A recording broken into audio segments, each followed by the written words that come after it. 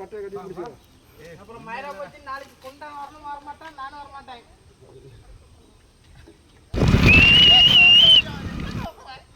ஆள் இருக்கு தெரியல பேசி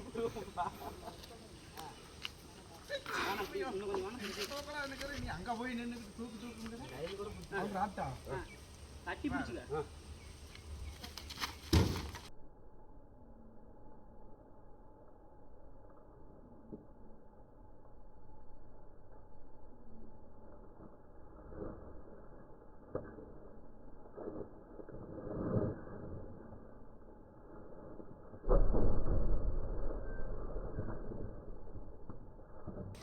அப்படி அடிவுல